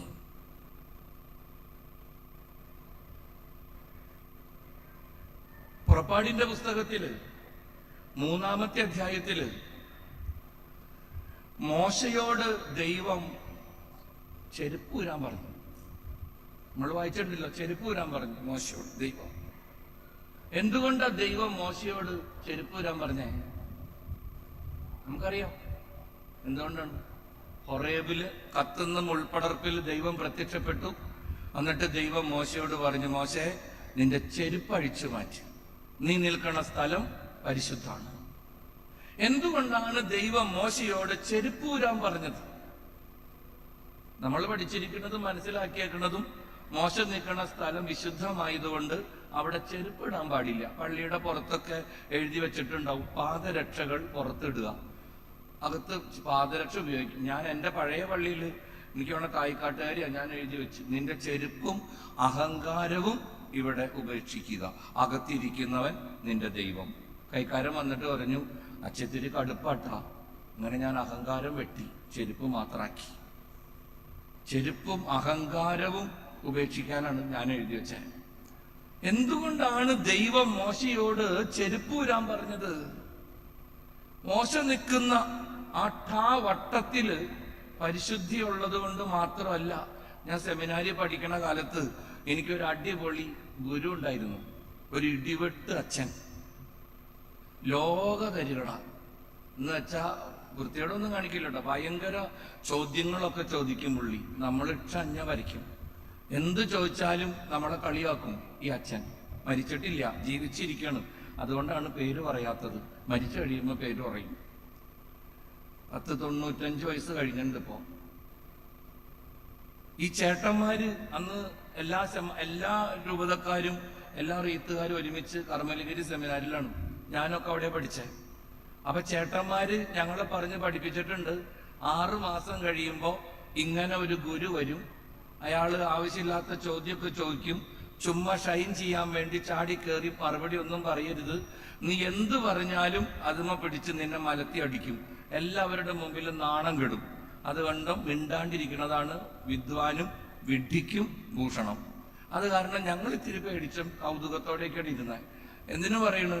ഒരു ഡിസംബർ ജനുവരി ആയപ്പോ ഈ പറയുന്ന ആത്മാവ് വന്ന്, ഈ അച്ഛൻ വന്ന് പ്രത്യക്ഷപ്പെട്ടു. എവിടെയെങ്ങാണ്ട് തണ്ടിപ്പറക്കി പഠിപ്പിച്ചിട്ട് വന്നാണ്. ആദ്യത്തെ ക്ലാസ് ഞാൻ ഇപ്പോഴും ഓർക്കണം. First class, first question. Class തുടങ്ങിയപ്പോ തന്നെ ഏതോ ഒരു പാവ ശമാശൻ സ്വർഗസ്ഥനായ ഞങ്ങളുടെ പിതാവെ ചൊല്ലി. ക്ലാസ് തുടങ്ങണല്ലോ, ഒരു പ്രാർത്ഥനയൊക്കെ വേണമല്ലോ. അവർ ഫാദർ ഇൻ ഹെവൻ എന്ന് പറഞ്ഞ് തീർന്നില്ല. അച്ഛൻ സ്റ്റേജിൽ നിന്നിട്ട് പറഞ്ഞ്, ആരാണ് അത് ചൊല്ലിയത്? മിണ്ടാണ്ട് നിൽക്കറ എന്ന് പറഞ്ഞു. അപ്പൊ എല്ലാവരും മിണ്ടാണ്ടായി. എന്താണാവോ ദൈവമെന്ന് മനസ്സിൽ വിചാരിച്ച് അച്ഛൻ ചോദിച്ചു, കഴിഞ്ഞ പീരീഡിൽ പ്രാർത്ഥന ചൊല്ലിയായിരുന്ന? ഉവ്വ. അതിന് മുമ്പത്തെ പീരീഡിൽ ചെല്ലിയായിരുന്ന? ഉവ്വ. കാലത്ത് തുടങ്ങിയപ്പോ ചെല്ലിയായിരുന്ന? ഉവ്വ. എപ്പോഴെപ്പോഴും കർത്താവിനെ ഇങ്ങനെ ശല്യപ്പെടുത്തണ്ട, അവിടെ ഇരിക്കും. ഒരു നേരം ചെല്ലില്ല എന്ന് വെച്ചാൽ ഒരു കുഴപ്പമില്ല. ഇതാണ് ഈ ഗുരുവിന്റെ ആവറേജ് സ്വഭാവം. ഞങ്ങൾ ആകെ കിടുങ്ങിയിരിക്കുകയാണ്. അപ്പൊ ഈ അച്ഛൻ ചോദിച്ച്, വല്ലാത്തൊരു ചോദ്യം അച്ഛൻ ചോദിച്ചേ, എടാ ഷമ്മാശാന്നൊന്നും ഒരിക്കലും വിളിച്ച് ഞാൻ കേട്ടിട്ടില്ല. ബ്രദറേന്നും വിളിക്കില്ല, എടാ പോടാന്ന് വിളിക്കുള്ളോ. എടാ നീ എന്താടാ പള്ളിയിൽ ചെരുപ്പിടാത്തത്? ഈ ചോദ്യം അച്ഛൻ ചോദിച്ചേ. നീ എന്താടാ പള്ളിയിൽ ചെരുപ്പിടാത്തത്? ചേട്ടന്മാര് പറഞ്ഞു തന്നേക്കണ കാരണം ഒരെണ്ണം മിണ്ടണില്ല. 165 പേരുണ്ട് ക്ലാസ്സിൽ, ഒരാളും വേണ്ടിയില്ല. അച്ഛൻ അലറി, ഈ ബാച്ചൊക്കെ പൊട്ടന്മാരാണ്, ചെവി കേട്ടൂടെ, അച്ഛനാവാൻ പോവല്ലടാ, പറയടാ എന്താടാ പള്ളിയിൽ ചെരുപ്പിടാത്തത്? അലറാണ്. ഏറ്റവും മുമ്പിലിരുന്ന കാട്ടടയ്ക്ക പോലത്തെ ഒരു ശമാശൻ. ഞാനൊക്കെ ഏറ്റവും മുമ്പിലാട്ടാ. നമ്മളൊക്കെ ചെറിയ സാധനങ്ങളാണ്, പൊക്കം കുറവുള്ളവരൊക്കെ ഫസ്റ്റാണ്. എറണാകുളംകാരനൊരു ശമാശനാ. ശമാശൻ കൈവക്കി, അപ്പൊ തന്നെ അച്ഛൻ ചാടി വീണു. പറയടാ. അവൻ പറഞ്ഞു, അച്ഛാ പള്ളിയിൽ ദൈവമുണ്ട്, പള്ളി പരിശുദ്ധമാണ്, അതുകൊണ്ടാണ് ചെരുപ്പിടാത്തത്. ഓഹോ, പള്ളിയിൽ ദൈവം ഉള്ളത് കൊണ്ടാണ് നീ പള്ളിയിൽ ചെരുപ്പിടാത്തത് അല്ലേ? എല്ലാവരും അങ്ങനെ തന്നെയാണോടാ ചോദിച്ച്. ഞങ്ങളെല്ലാ നീർക്കോലികൾക്കും പത്തി വെച്ച് 165 എണ്ണവും ഒരേ സ്വരത്തിൽ പറഞ്ഞ്, അതെ ചോ പള്ളിയിൽ ദൈവമുണ്ട്. ഓക്കെ. അച്ഛൻ ചോദിച്ചു, പള്ളിയിൽ ദൈവം ഇല്ലാത്തത് ഉള്ളത് കൊണ്ടാണ് നീ പള്ളിയിൽ ചെരുപ്പിടാത്തത്. മിടുക്കൻ. എന്നാ പറയടാ, ദൈവം ഇല്ലാത്ത ഒരു സ്ഥലത്തിന്റെ പേര് എനിക്കൊന്ന് ചെരുപ്പിടാൻ. എന്തായി? ദൈവം ഇല്ലാത്ത ഒരു സ്ഥലത്തിന്റെ പേര് പറയടാ, എനിക്കൊന്ന് ചെരുപ്പിടാൻ. എല്ലാവരും പ്ലിങ്. അച്ഛൻ വിട്ടില്ലട്ടോ. ചോദ്യം പിന്നെയും വന്ന്, നീ ഫുട്ബോൾ കളിക്കുന്ന ഗ്രൗണ്ടിൽ ദൈവം ഉണ്ടോടാ? ഉവച്ചു. നീ വോളിബോൾ കളിക്കുന്ന കോർട്ടിൽ ദൈവം ഉണ്ടോടാ? ഉവച്ചു. നീ ഭക്ഷണം കഴിക്കുന്ന റെഫക്ടറിയിൽ ദൈവം ഉണ്ടോടാ? ഉവച്ചു. നീ കിടന്നുറങ്ങുന്ന ഡോർമെട്രിയിൽ ദൈവം ഉണ്ടോടാ? ഉവച്ചു. നീ കുളിക്കണ ബാത്റൂമിൽ ദൈവം ഉണ്ടോടാ? ഉവച്ചു. നീ ടോയ്ലറ്റിൽ പോണ കക്കൂസിൽ കർത്താവ് ഉണ്ടോടാ? ഉവച്ചു. അപ്പൊ നീ എവിടെ ചെരുപ്പിടും? ദൈവമുള്ളോടത്തൊന്നും ചെരുപ്പിടാൻ പാടില്ലെങ്കിൽ നീ എവിടെ ചെരുപ്പിടും? ഒടയാൻ വരാൻ എല്ലായിടത്തും ഉണ്ടാ. തകർന്നു പോയൊരു നേരാണ്. ഈ വചനം വായിച്ചപ്പോ പ്രിയപ്പെട്ട അച്ഛന്റെ ക്ലാസ്സാണ് ഓർമ്മ വന്നേ. ദൈവം മോശയോട് പറയാണ്, മോശ നീ ചെരുപ്പൂരി മാറ്റി. എന്തുകൊണ്ടാണ് ദൈവം മോശയോട് ചെരുപ്പൂരാൻ പറഞ്ഞത്? ഞാൻ പറയുമ്പോ നിങ്ങൾ ചിരിക്കും. ചിരിച്ചാലും കുഴപ്പമില്ല, കാര്യം മനസ്സിലാക്കിയാ മതി. കാര്യം ഇതാണ്, മോശയുടെ കാലുമ്മ കിടക്കണ ചെരുപ്പ് മോശയുടെ ചെരുപ്പല്ല. മോശയുടെ കാലുമ്മ കിടക്കണ ചെരുപ്പ് മോശയുടെ ചെരുപ്പല്ല. പിന്നെ ആരുടെ ചെരുപ്പാ? അത് മോശയ്ക്ക് ലോട്ടറി അടിച്ച് കിട്ടിയതാ ഫറവോടെ വീട്ടിൽ നിന്ന്. മോശയ്ക്ക് ഒരിക്കലും ഈജിപ്തിൽ ചെരുപ്പിടാനുള്ള അനുവാദമില്ല. കാരണം മോശ ഈജിപ്തില് അടിമയാണ്. ഇസ്രായേൽക്കാർ ഈജിപ്തില് അടിമകളാണ്. അടിമ ഒരിക്കലും ചെരുപ്പിടാൻ പാടില്ല. പക്ഷെ മോശയുടെ കാലും ചെരുപ്പുണ്ട്. മോശയ്ക്ക് എവിടെ നിന്ന് കിട്ടി? മോശേനെ വെള്ളത്തിൽ നിന്ന് ഫറവോന്റെ പെണ്ണ് പൊക്കി അവളുടെ കൊട്ടാരത്തിൽ കൊണ്ടുപോയി താമസിപ്പിച്ച് മോശ പോലും അറിയാതെ ഫറവോന്റെ മക്കളിടണ ചെരുപ്പ് ഒരെണ്ണം മോശയുടെ കാലുമ്മ കയറിക്കൂടി. മോശയോട് ദൈവം പറയണത് എന്താണോ? അതാണ് എന്റെ പ്രിയപ്പെട്ട അപ്പച്ചന്മാര് മനസ്സിലാക്കേണ്ടത്. മോശ, നിന്റെ കാലേ കിടക്കണ ചെരുപ്പ് നിന്റെ ചെരുപ്പല്ല മോശ എന്ന് വെച്ചാൽ അതിന്റെ അർത്ഥം നീ ഒരിക്കലും ഈജിപ്തുകാരനല്ല, നീ ഇസ്രായേൽക്കാരനാണ്. നിന്റെ അപ്പൻ ഈജിപ്തിലെ ഫറവയല്ല, നിന്റെ ദൈവമായ കർത്താവാണ്. അതുകൊണ്ട് മോശ ചെരുപ്പ് ഊരി മാറ്റി. ഈ ചെരുപ്പ് ഒരിക്കലും നിനക്ക് സൂട്ടാവില്ല. ഈ ചെരുപ്പ് നിനക്ക് ഒരിക്കലും പാകാവില്ല മോശെ. കാരണം നീ ഫറവോന്റെ മോനല്ല, എന്റെ മോനാണ്. നമ്മൾ മനസ്സിലാക്കേണ്ട ഒരു കാര്യം, നമ്മൾ എടുത്തു ധരിച്ചിരിക്കുന്നത് പലതും പിതൃത്വത്തിനും മാതൃത്വത്തിനും യോജിക്കാത്തതാണ്. പലതും ചില കാര്യങ്ങളൊന്നും നമ്മുടെ ജീവിതത്തിൽ അനുവദിക്കപ്പെട്ടിട്ടില്ല. സെമിനാരിയില് ശമ്മാശന്മാരായിട്ട് ചെന്ന് കയറുമ്പോ മാതാപിതാക്കളുമായിട്ട് വേണം ചെല്ലാൻ. അപ്പനും അമ്മയും സെമിനാരിയിൽ ചെല്ലണം. അച്ഛനാവാൻ സെമിനാരിൽ എടുക്കണം. ആദ്യത്തെ ദിവസം റക്ടറച്ചൻ ഞങ്ങൾക്കൊരു ക്ലാസ്സൊക്കെ തന്നിട്ട് അപ്പനോട് അമ്മോടും പറയും, ഒരു കാര്യം നിങ്ങളോട് പ്രത്യേകമായിട്ട് പറയണം. എന്താണ്? മോനൊരെണ്ണം അച്ഛനാവാൻ വന്നിട്ടുണ്ട് ട്ടാ. കള്ളിമുണ്ടും മടക്കി കൊത്തി കടത്തിണ്ണേലിരുന്ന് പള്ളീനെയും പട്ടക്കാരനെയും തെറി പറയരുത്. കണ്ണി കണ്ടോടത്ത് പോയി വെറുതെ കിട്ടുന്ന സ്മോള് വലിച്ചു വാരി കുടിച്ച് ബ്ലാ ബ്ലാ ബ്ലീ ബ്ലീ എന്ന് വർത്താനം പറയരുത്. മോനൊരെണ്ണം അച്ഛനാവാൻ വന്നിട്ടുണ്ട്. ഞാൻ ഇന്ന് കാലത്ത് കണ്ട പിതാവിനോട് പറഞ്ഞത് അതാണ്. നിന്റെ കുഞ്ഞിന്റെ ജീവിതത്തിൽ നിനക്ക് ചില ഉത്തരവാദിത്വങ്ങളുണ്ട്. ചില കാര്യങ്ങള് നിനക്ക് പറഞ്ഞിട്ടുള്ളതല്ല. ചില കാര്യങ്ങളിൽ നിന്ന് ബോധപൂർവം നീ മാറി നടക്കണം. ചില കാര്യങ്ങൾ നിനക്ക് പറഞ്ഞിട്ടില്ല. നീ പള്ളിയിൽ പോകുമ്പോ ജാഗ്രതയോടെ പോണം. നീ പ്രാർത്ഥിക്കുമ്പോ ജാഗ്രതയോടെ പ്രാർത്ഥിക്കണം. നീ നോമ്പ് നോക്കുമ്പോ തീക്ഷ്ണതയോടെ നോമ്പ് നോക്കണം. നീ ദാനധർമ്മം ചെയ്യുമ്പോ പ്രതീക്ഷയോടെ അത് ചെയ്യണം. കാരണം നീ നോമ്പ് നോക്കണതും നീ പ്രാർത്ഥിക്കണതും നീ പള്ളി പോണതും നീ കുമ്പസാരിക്കണതും നിന്നെ മാത്രം ബാധിക്കുന്ന കാര്യമല്ല തന്നെ. നിന്നിലൂടെ അനുഗ്രഹിക്കപ്പെടുന്ന ഒരു കുടുംബമുണ്ട്, തലമുറകളുണ്ട്. അതെപ്പോഴും മനസ്സിൽ വേണം. വിവാഹം കഴിക്കാൻ വരുന്ന ചെറുപ്പക്കാരോട് ഞാൻ പറയും, നിന്റെ ജീവിതത്തിൽ ഇന്നലെ വരെ നീ കുർബാന കണ്ടത് നിനക്ക് വേണ്ടി മാത്രമാണ്. ഇന്നലെ വരെ നീ കുമ്പസാരിച്ചത് നിനക്ക് വേണ്ടി മാത്രമാണ്. ഇന്നലെ വരെ നീ ഏതെങ്കിലും ദരിദ്രവാസിക്ക് 10 രൂപ സഹായം കൊടുത്തത് നിനക്ക് വേണ്ടി മാത്രമാണ്. പക്ഷെ നാളെ മുതൽ അങ്ങനെയല്ല മോനെ. നാളെ മുതൽ നീ ചെയ്യുന്ന ഓരോ പ്രവൃത്തിയുടെയും ഫലമനുഭവിക്കുന്ന കുറെ ജീവിതങ്ങൾ നിന്റെ ജീവിതത്തിന്റെ പിന്നാമ്പുറത്തുണ്ട്. ഓരോ അപ്പച്ചനും അമ്മച്ചിയും ഈ ജാഗ്രതയോടെ വേണം ദേവാലയത്തിൽ വ്യാപരിക്കാൻ. ഈ ജാഗ്രതയോടെ വേണം പ്രാർത്ഥിക്കാൻ. ഈ ജാഗ്രതയോടെ വേണം നോമ്പ് നോക്കാൻ. വളരെ ഗൗരവമുള്ളൊരു കാര്യമാണ്.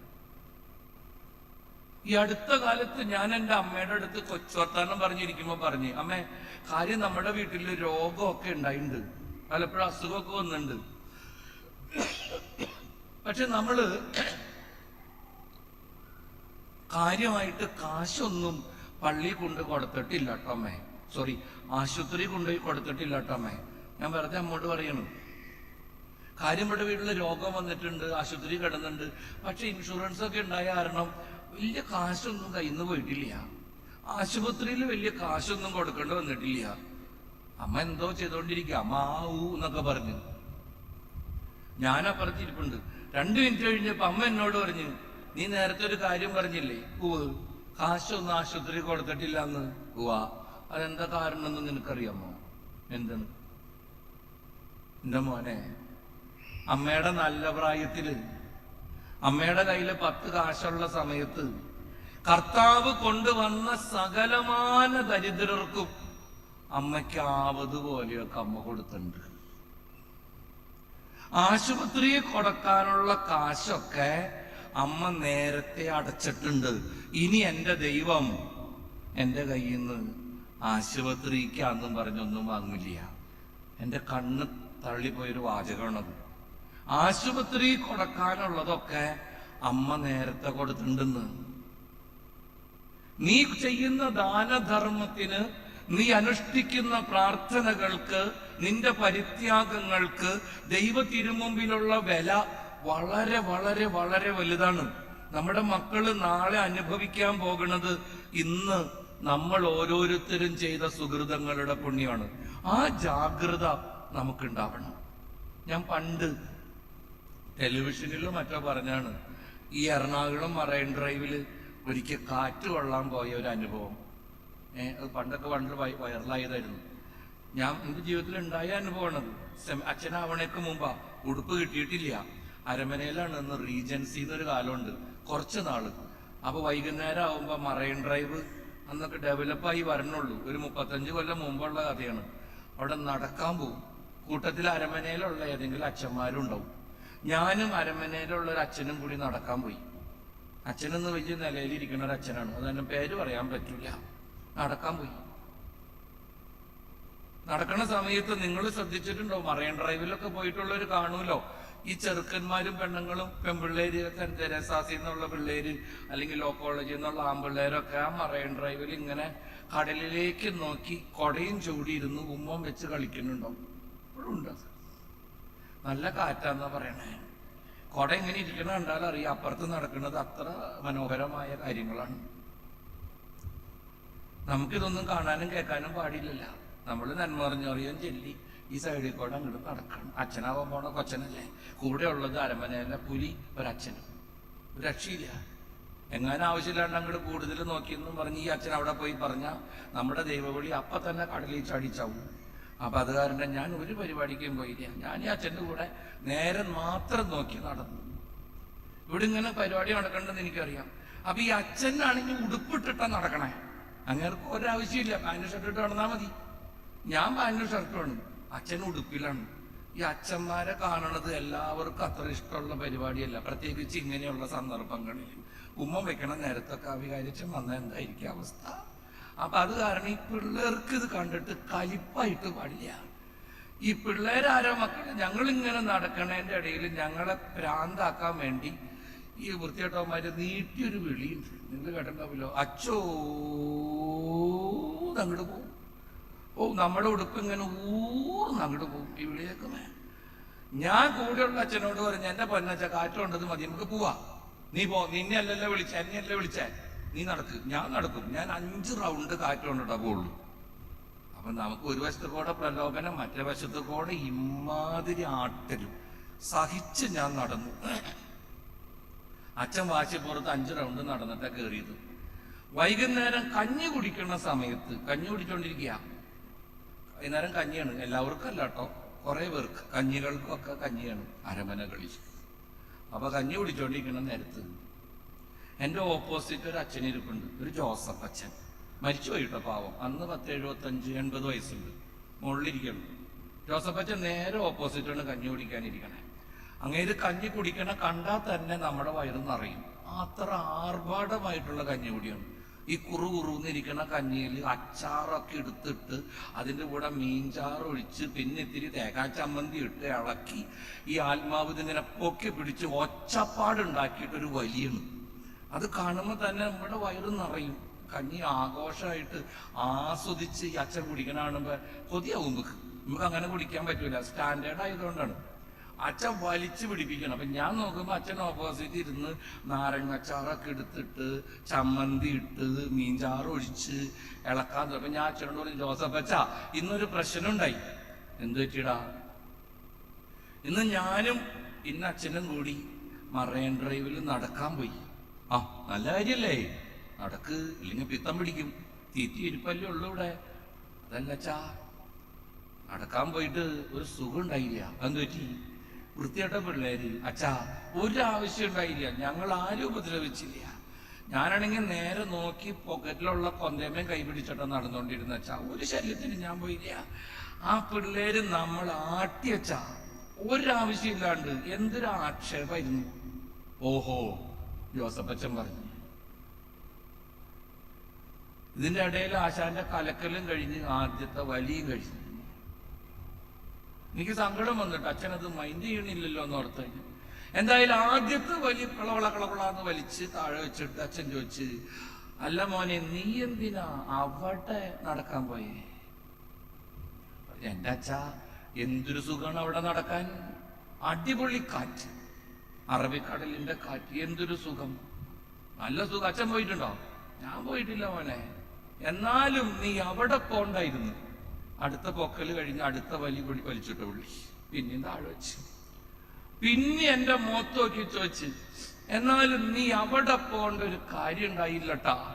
ഞാൻ പറഞ്ഞ, എന്റെ ജോസഫ് അച്ഛ, കാറ്റ് കൊള്ളാൻ പോയതാണ്, വേറെ ഒരു ദ്രോഹവും ഞാൻ ചെയ്തില്ല, ഒരു പാപവും ഞാൻ ചെയ്തില്ല. ഞാൻ ചൂടില പറഞ്ഞേ. മൂന്നാമത്തെ പാത്രം എടുത്തത് ഇങ്ങനെ പൊക്കി പിടിച്ചിട്ട് ഈ കത്തനാര് എന്നോട് പറഞ്ഞ ഡയലോഗ് ഞാൻ മറന്നിട്ടില്ല. 35 കൊല്ലം ഇങ്ങനെ പാത്രം പൊക്കി പിടിച്ച്, കിണ്ണം പൊക്കി പിടിച്ച് ജോസഫ് അച്ഛൻ മുഖത്ത് നോക്കിയിട്ട് പറഞ്ഞ്, അതേ മോനെ മഞ്ഞളി, എന്തിച്ചാ, ചില കാറ്റൊന്നും മുമ്പക്ക് കൊള്ളാൻ പാടില്ല. അച്ഛൻ പറഞ്ഞ വാചകാണ്. മോനെ മഞ്ഞളി, ചില കാറ്റൊന്നും നമുക്ക് കൊള്ളാൻ പാടില്ല. അത് മുമ്പക്ക് പറഞ്ഞേക്കണ കാറ്റല്ല. എന്നെ കിടുക്കി കളഞ്ഞൊരു സംഭവമാണത്. എന്റെ പ്രിയപ്പെട്ട അപ്പച്ചന്മാരും അമ്മച്ചിമാരും മനസ്സിലാക്കണം, ചില കാറ്റൊന്നും മുമ്പക്ക് പറഞ്ഞേക്കണല്ലട്ടാ. ചില സിനിമയൊന്നും മുമ്പക്ക് പറഞ്ഞേക്കണല്ല. ചില കൂട്ടൊന്നും നമുക്ക് പറഞ്ഞേക്കണതല്ല. ചില ബന്ധങ്ങളൊന്നും നമുക്ക് പറഞ്ഞേക്കണതല്ല. നീ ഒരപ്പനാണ്, നീ ഒരു അനുഗ്രഹമാണ്, നീ ഒരു ജീവിതത്തിന്റെ നാഥനും നാഥയാണ്. നിന്നിലൂടെ മാത്രം കൃപ കണ്ടെത്തുന്ന കുറെ സാധു ജീവിതങ്ങളുണ്ട്. അവർക്ക് വേണ്ടി ഒരു ജാഗ്രത നമ്മൾ മനസ്സിൽ സൂക്ഷിക്കണം. അച്ഛന്മാർക്കും കന്യാസ്ത്രീമാർക്കും മാത്രമല്ല, അതിനേക്കാളൊക്കെ എത്രയോ ഉയരത്തിലാണെന്നറിയോ നിങ്ങളുടെ ഉത്തരവാദിത്വം. നിങ്ങളിലൂടെ രൂപം കൊള്ളുന്ന ചില മഹാത്ഭുതങ്ങളുണ്ട് പ്രിയപ്പെട്ടവരെ, ചില മഹാത്ഭുതങ്ങളുണ്ട്. നമുക്കൊക്കെ ഒത്തിരി പ്രിയപ്പെട്ട ശൗര്യാര് പുണ്യാളൻ ഫ്രാൻസിസ് സേവ്യർ, പുള്ളിനെ കുറിച്ച് അറിയാലോ, നിങ്ങൾക്ക് അറിയണത്ര എനിക്ക് അറിഞ്ഞൂടാ. പക്ഷെ ഞാൻ പുള്ളിയുടെ വീട്ടിൽ പോയിട്ടുണ്ട്, അങ്ങ് ഫ്രാൻസിൽ ഹാവിയർ എന്ന് പറയുന്ന സ്ഥലത്ത്. സേവ്യർ എന്നൊന്നുമല്ല, ഹാവിയർ എന്നാണ് അവിടെ എഴുതിയേക്കണത് ജാവിയർ, വായിക്കണത് ഹാവിയർ, നമ്മളത് സേവ്യർ ആക്കി. ഫ്രാൻസിസ് ദേ സേവ്യർ, ഹാവിയറിലെ ഫ്രാൻസിസ്. എന്നാ വീടാന്നറിയാമോ? ഇന്ന് രാഷ്ട്രപതി പതാക പൊക്കിയ ചെങ്കോട്ടയില്ലേ, ചെങ്കോട്ട, ഇന്ത്യയുടെ ചെങ്കോട്ട. ഈ ചെങ്കോട്ട കൊണ്ടുപോയി ശൗര്യാര് പുണ്യവാന്റെ ഫ്രാൻസിസ് സേവ്യറിന്റെ വീടിന്റെ ഉമറത്ത് വെച്ചാ നമ്മുടെ ചെങ്കോട്ട കോഴിക്കോട് പോലെ ഇരിക്കും. അമ്മാതിരി വീടാണ് നമ്മുടെ പുണ്യാളന്റെ വീട്. അങ്ങേരുടെ അപ്പൻ 3-4 ആമ്പിള്ളേർക്ക് വേദേശം പഠിപ്പിക്കാൻ ഉണ്ടാക്കി വെച്ചേക്കണ പള്ളിയുടെ ഉള്ളില് ഇതുപോലത്തെ 3 പള്ളി കൊള്ളും. അമ്മാതിരി പള്ളിയാണ്. അന്നത്തെ കാലത്ത് ജീവിച്ചിരുന്നതിൽ ഏറ്റവും കൂടുതൽ വജ്രാഭരണ ശേഖരം ഉണ്ടായത് ശൗര്യാര് പുണ്യവാന്റെ ഫ്രാൻസിസ് സേവ്യറിന്റെ അമ്മൂമ്മയ്ക്കാന്നാണ് പറയണേ. പ്രഭ്യു ആയിരുന്നു അവര്, ഭയങ്കര ആശാരിയായിരുന്നു. ഒരു 1 കിലോമീറ്റർ ദൂരം നിന്ന് നോക്കിയാലാ ഈ വീട് മര്യാദയ്ക്ക് മൊത്തമായിട്ട് കാണാൻ പറ്റുള്ളൂ. അമ്മാതിരി കൊട്ടാരമാണ്. ഞാൻ അവിടെ നിന്നിട്ട് ഫ്രാൻസിസ് സേവ്യറിനോട് ചോദിച്ചു, പുണ്യാളാ തനിക്ക് ഭ്രാന്ത് ഉണ്ടായ എന്തിനു ഇതൊക്കെ കളഞ്ഞിട്ട് അങ്ങോട്ട് വന്നേ, എന്ത് കാര്യം വരുത്താൻ? ഫ്രാൻസിസ് സേവ്യർ 5 ലക്ഷം പേരെ മാനസാന്തരപ്പെടുത്തി എന്നാ പറയണേ. 5 ലക്ഷം പേരെ ചൈനയിലും ഇന്ത്യയിലും ജപ്പാനിലും ഒക്കെ തെണ്ടി പറക്കി നടന്ന് 5 ലക്ഷം പേരെ മാമോദീസ മുക്കിയിട്ടുണ്ട് ഇവിടെ പുണ്യാളൻ.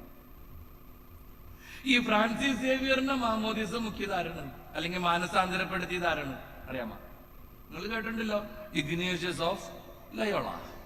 പുള്ളി ആരായിരുന്നു? പുള്ളി ഒരു പട്ടാളക്കാരനായിരുന്നു, ഒരു അടിപൊളി പട്ടാളക്കാരനായിരുന്നു ഇഗ്നേഷ്യസ്. യുദ്ധത്തിന്റെ സമയത്ത് ഒരു വെടിയുണ്ട കാലിന്റെ ഉള്ളിക്കൂടെ പോയി, അങ്ങനെ ആശുപത്രിയിലായി. അങ്ങനെ വെറുതെ ചൊറിയും കുത്തി കിടക്കണ നേരത്ത് മാനസാന്തരപ്പെട്ടിട്ടൊന്നുമില്ലട്ടാ. ശുശ്രൂഷിക്കാൻ വന്ന ഒരു നേഴ്സ് കൊച്ച്, ഒരു പാവ നേഴ്സ് പെൺകൊച്ച് ഇഗ്നേഷ്യസിന്റെ കയ്യില് ഒരു കുഞ്ഞു ബൈബിള് കൊണ്ടുകൊടുത്തു. വെറുതെ കിടക്കല്ലേ, സൗകര്യം പോലെ വായിക്കും. ഈ ബൈബിള് വായിച്ച് ഇഗ്നേഷ്യസ് ഓഫ് ലയോള മാനസാന്തരപ്പെട്ടു.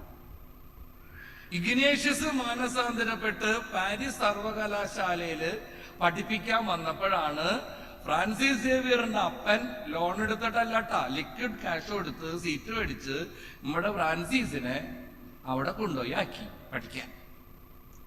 അങ്ങനെ ഫ്രാൻസിസ് പാരീസ് സർവകലാശാലയില് തെണ്ടിപ്പറക്കി നടക്കുമ്പോഴാണ് പിന്നാലെ നടന്ന് ഇഗ്നേഷ്യസ് ലയോള ചെവിട്ടോർമ്മ ചൊല്ലിയത്. ഫ്രാൻസിസെ, ലോകം മുഴുവൻ നേടിയാലും ആത്മാവ് നഷ്ടപ്പെട്ടാൽ എന്ത് ഫലം? കേട്ട് ഭ്രാന്തായി ഫ്രാൻസിസ് മാനസാന്തരപ്പെട്ടു. ഫ്രാൻസിസ് മാനസാന്തരപ്പെട്ടിട്ട് എന്തുണ്ടായി? പുള്ളി കുറ്റിയും പറിച്ച് ഇന്ത്യക്ക് പോന്ന്, ജപ്പാനിൽ പോയി, ചൈനയിൽ പോയി, ശ്രീലങ്കയിൽ പോയി 5 ലക്ഷം പേരെ മാനസാന്തരപ്പെടുത്തി. എന്റെ പ്രശ്നം എന്നിട്ടെന്നറിയാമോ? ഈ 5 ലക്ഷം പേരെ സ്വർഗത്തിൽ കൊണ്ടുപോയ ഫ്രാൻസിസ് സേവ്യറിനെ മാനസാന്തരപ്പെടുത്തിയ ഇഗ്നേഷ്യസ് ലയോളയുടെ കയ്യില് ഈ കുഞ്ഞ് ബൈബിള് കൊണ്ട് കൊടുത്ത ആ പാവപ്പെട്ട നേഴ്സ് പെങ്കൊച്ചിനെ പെറ്റ തള്ള ആരാന്നുള്ളതാണ്. അവളൊരൊറ്റ ഒരുത്തിയാണ് ഈ മഹാത്ഭുതത്തിന്റെ കാരണക്കാരി. അവളെന്നും ആർക്കറിയാൻ പാടില്ല. ശരിക്കും അങ്ങനെയുള്ളൊരു കുഞ്ഞിലൂടെ ഈ ലോകത്ത് എന്തെന്ത് അത്ഭുതങ്ങളാണ് നടന്നത്. ഈ പെങ്കൊച്ച് സ്വർഗത്തിൽ ചെല്ലുമ്പോ എത്ര പേര് അവളെ സ്വീകരിക്കാനുണ്ടാവും? എത്ര പേരെയാ അവള് രക്ഷിച്ചെടു. അങ്ങനെ വേണം മക്കളെ വളർത്താൻ. അതാണ് അച്ഛൻ പറഞ്ഞ ഒരപ്പന്റെ ജീവിതത്തിന്റെ ദൗത്യം, ഒരമ്മയുടെ ജീവിതത്തിന്റെ ദൗത്യം വളരെ വലുതാ. നമ്മുടെ മക്കൾക്ക് നമ്മൾ മാത്രമുള്ളൂ. നമ്മൾ വിശുദ്ധ കുർബാനയിൽ സംബന്ധിക്കുമ്പോ, നമ്മൾ കുടുംബ പ്രാർത്ഥന ചെല്ലുമ്പോ, നമ്മൾ നോമ്പ് നോക്കുമ്പോ, നമ്മൾ ത്യാഗമനുഷ്ഠിക്കുമ്പോ, ഏതെങ്കിലും പാവപ്പെട്ടവൻ ഒരു ഗ്ലാസ് പച്ചവെള്ളം കൊടുക്കുമ്പോ പോലും നിന്റെ തലമുറകളുടെ മേൽ ആകാശത്തിന്റെ അനുഗ്രഹങ്ങൾ ഇങ്ങനെ നീ പൊത്തി പൊത്തി പൊത്തി വെക്കാന്ന് നിനക്ക് ഓർമ്മ വേണം. ഇന്ന് സ്വാതന്ത്ര്യ ദിനാണല്ല, ഇന്ന് സ്വാതന്ത്ര്യ ദിനം. നമ്മുടെ മക്കള്, നമ്മൾ ഓരോരുത്തരും ഏറ്റവും കൂടുതൽ സ്വാതന്ത്ര്യം അനുഭവിച്ചത് എപ്പോഴാ? സംശയമില്ലട്ടാ. കാര്യം അമ്മ കൂടെയൊക്കെ ഉണ്ടായിരുന്നെങ്കിലും അപ്പന്റെ ചെറുവിരലിന്റെ തുമ്പത്ത് പിടിക്കുമ്പോ മനസ്സിൽ തോന്നണ സ്വാതന്ത്ര്യമൊന്നും എത്ര പട്ടാളക്കാരുടെ നടുക്ക് നിന്നാലും മുമ്പക്ക് കിട്ടൂല. സ്വന്തം അപ്പന്റെ ചെറുവിരലുമ്മ തൂങ്ങണ സമയത്ത് ഒരാൺകൊച്ചിനായാലും പെങ്കൊച്ചിനായാലും തോന്നണ സ്വാതന്ത്ര്യം ഉണ്ടല്ല, അത് നിസ്സാരമല്ലെന്ന് നമുക്കൊക്കെ അറിയാം. ഒരു റോഡ് മുറിച്ച് കിടക്കുമ്പോ എത്ര ചീറിപ്പാഞ്ഞ് വാഹനം പോവാണെങ്കിലും അപ്പന്റെ വിരലിന്റെ തുമ്പത്താണ് പിടിയെങ്കിൽ നമ്മൾ വല്ലതും നോക്കുവോ? നമുക്ക് ഒരു കുന്തും നോക്കാനില്ല, നമ്മൾ കിടക്കും. നിങ്ങൾ വായിച്ചിട്ടുണ്ടോന്ന് വെച്ചാൽ അറിയില്ല. ദ നൈറ്റ് എന്ന് പറയുന്ന ഒരു നോവലുണ്ട്. അച്ഛൻ അവസാനിപ്പിക്കുകയാണ്. ഒരു നോവലുണ്ട്, ദ നൈറ്റ്. എലി വീസൽ എന്ന് പറയുന്നൊരു എഴുത്തുകാരൻ്റെ അടിപൊളി നോവലാ. കുറെ വർഷങ്ങൾക്ക് നോബൽ സമ്മാനമൊക്കെ കിട്ടിയേക്കണത് അദ്ദേഹത്തിന്. അതിനകത്തൊരു മനുഷ്യന്റെ കഥയല്ല, എലി വീസലിന്റെ തന്നെ കഥയാണ് അയാൾ എഴുതുന്നതെന്നാ പറയണേ. ജർമ്മൻ കോൺസെൻട്രേഷൻ ക്യാമ്പിലാണ് ഇയാള്. എങ്ങനെയോ രക്ഷപ്പെട്ട് പുറത്തു വന്ന് എഴുതിയതാണ് ഈ നോവല്. അയാളുടെ ജീവിതാനുഭവത്തിന്റെ നല്ല ചൂരും ചൊവയും ഈ നോവലിനുണ്ട്. ഇയാളിങ്ങനെ ക്യൂവിൽ നിൽക്കാണ് കൊല്ലപ്പെടാൻ. കുറേ പേര് നിപ്പുണ്ടെന്നാ പറയണേ. 7-8 കഴുമരങ്ങൾ ഇങ്ങനെ നിരത്തി നിർത്തി വെച്ചിട്ടുണ്ട്, നാട്ടിയിട്ടുണ്ട്. പട്ടാളക്കാർ ഓരോരുത്തരുടെ പേര് വിളിക്കും. പേര് വിളിക്കണവര് കയറി നിൽക്കണം. കഴുത്തിൽ കുടുക്ക് മുറുകും, പലക വലിക്കും, ആള് താഴെ പോവും, ചാവും. ഇതെല്ലാവരും കണ്ടുകൊണ്ടിരിക്കുക. അതിൽ കൊച്ചങ്ങളുണ്ട്, ചെറുപ്പക്കാരുണ്ട്, അച്ഛന്മാരുണ്ട്, കന്യാസ്ത്രീമാരുണ്ട്, സ്ത്രീകളുണ്ട്, പുരുഷന്മാരുണ്ട്, എല്ലാവരും ഉണ്ട്. ഭീകരമായൊരു കാഴ്ചയാണത്. ഈ മനുഷ്യൻ, ഈ നോവൽ എഴുതിയ എലി വീസല് ഈ ലൈനിൽ നിപ്പുണ്ട്. മരവിച്ച് നിൽക്കണ നേരത്ത് പുറകിന്ന് ആരോ ഇയാളെ വിളിച്ച് എക്സ്ക്യൂസ് മീ സർ എന്നും പറഞ്ഞിട്ടൊരു വിളി. ഇയാള് വലിയ അത്ഭുതത്തോടെ, ഈ മരണത്തിന്റെ പറമ്പില് ആരാ എന്നെ വിളിക്കണേ? അത്ഭുതത്തോടെ ഇയാള് തിരിഞ്ഞു നോക്കിയപ്പോ കണ്ടതെന്നറിയോ? ഒരു 10-12 വയസ്സുള്ള ഒരു ചിന്ന പയ്യൻ. അവനാണ് പുറകിൽ നിന്ന് വിളിച്ചേ, എക്സ്ക്യൂസ് മീ സർ. അയാള് തിരിഞ്ഞു നോക്കിയപ്പോ അയാള് ചോദിച്ച്, എന്ത് പ്രശ്നം? നീ എന്നെ വിളിച്ചാ? ഓ സർ, ഞാൻ വിളിച്ച്. എന്തേ? ഒരു ഉപകാരം ചെയ്യാമോ? അയാൾക്ക് അത്ഭുതവും അരിശൊക്കെ കൂടി വന്നു. മരിക്കാൻ പോകണം, പേരിപ്പോ വിളിക്കും. അധികം വൈകാണ്ട് മരണം സംഭവിക്കും. ഈ അവസാന നേരത്ത് ഞാൻ എന്ത് ഉപകാരം ചെയ്യാനാ മോനെ? നീ മിണ്ടാണ്ട് നിൽക്ക്, വെറുതെ മനുഷ്യനെ ശല്യപ്പെടുത്തില്ലേ. അയാള് തിരിഞ്ഞു നിന്നു. 2 മിനിറ്റ് കഴിഞ്ഞപ്പോ കൊച്ചൻ പിന്നെയും പട്ടക്കയിൽ തട്ടി, അരക്കി തട്ടി. Excuse me sir. ഇയാൾ ഇത്തിരി അരിശത്തോടെയാ തിരിഞ്ഞത്. എന്താ നിന്റെ പ്രശ്നം? നീ എന്തിനാ എന്നെ ഇങ്ങനെ വിളിക്കണേ? കൊച്ചൻ പറഞ്ഞു, സർ ഒരു ഉപകാരം പ്ലീസ് സർ, ഒരു ഉപകാരം, കൊച്ചുപകാരം സർ. നിനക്ക് സ്വർഗസ്ഥനായ പിതാവ് എന്നുള്ള പ്രാർത്ഥന അറിയാമോ? ഓ സർ. എന്നാ ചെല്ല്, മരണത്തിനൊരുങ്ങ്. മനുഷ്യനെ ശല്യപ്പെടുത്തരുത്, ബുദ്ധിമുട്ടിക്കരുത്. ഇനി എന്നെ മേലിൽ വിളിക്കാൻ പാടില്ല, അടങ്ങി ഒതുങ്ങി അവിടെ നിന്നോളണം. ഇയാൾ അരിശത്തോടെ പറഞ്ഞു. തിരിഞ്ഞു നിന്ന് 2 മിനിറ്റ് കഴിഞ്ഞപ്പോ കൊച്ചൻ പിന്നെയും തട്ടി. ഇയാള് എലിവിസിൽ എഴുതി 2 കൈയും ചുരുട്ടി പിടിച്ചിട്ട് അയാള് തിരിയണത്. അരിശത്തോടെ അയാള് തിരിയണത്. അയാൾ ചോദിച്ചു, നിനക്ക് എന്തിന്റെ കേടാണ്? നീ എന്തിനാ എന്നെ ഇങ്ങനെ ബുദ്ധിമുട്ടിക്കണേ? What you want? എന്താ നിന്റെ പ്രശ്നം? കൊച്ചൻ പറഞ്ഞു, സാർ ഒരു കൊച്ചു ഉപകാരം സാർ. എന്താ പ്രശ്നം? എന്താ നിനക്ക് വേണ്ടേ? സാറേ, ഞാനും മരിക്കും, സാറും മരിക്കും. അതിപ്പോ നീ പറഞ്ഞിട്ട് വേണോ? കണ്ടുകൂടെ ഓരോരുത്തർ ചാവണത്? നമ്മൾ 2 പേരും മരിക്കില്ലേ സാർ? എന്താ പ്രശ്നം? ഒരു കൊച്ചു ഉപകാരം. എന്താ വേണ്ടേന്ന് പറ നിനക്ക്. കൊച്ചൻ പറഞ്ഞു, സാർ മരിക്കണേക്ക് മുമ്പ് ഞാൻ സാറിന്റെ ചെറുവിരലുമ്മേ ഒന്ന് പിടിച്ചോട്ടെ. കൊച്ചൻ അയാളോട് ചോദിച്ചു, സാറേ മരിക്കണേക്ക് മുമ്പ് ഞാൻ സാറിന്റെ ചെറുവിരലുമ്മേ ഒന്ന് പിടിച്ചോട്ടെ. വേറൊന്നും വേണ്ട സാർ.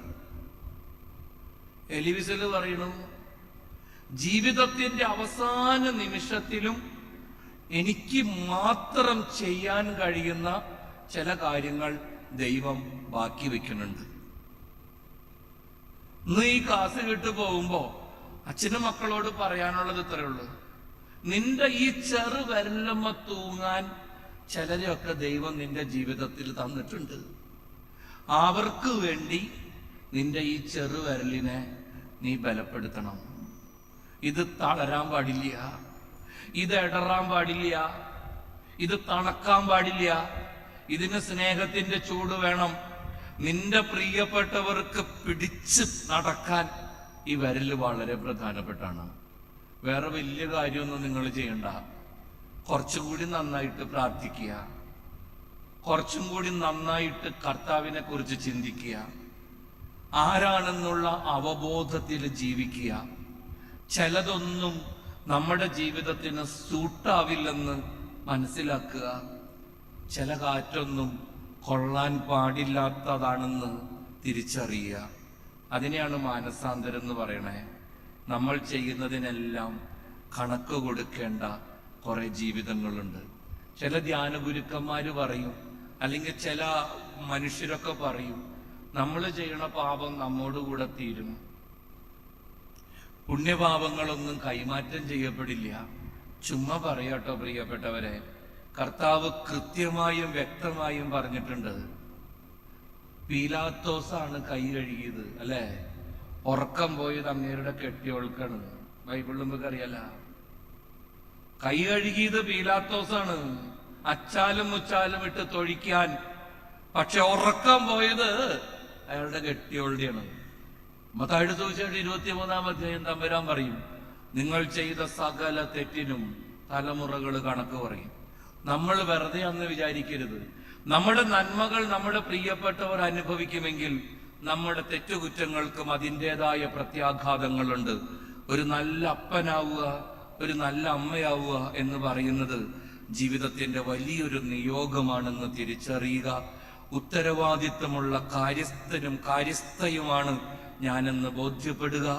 പ്രാർത്ഥനാ ജീവിതത്തെയും സന്മാർഗ ജീവിതത്തെയും എല്ലാ മേഖലകളെയും കുറെ കൂടി ജാഗ്രതയോടെ സമീപിക്കുക.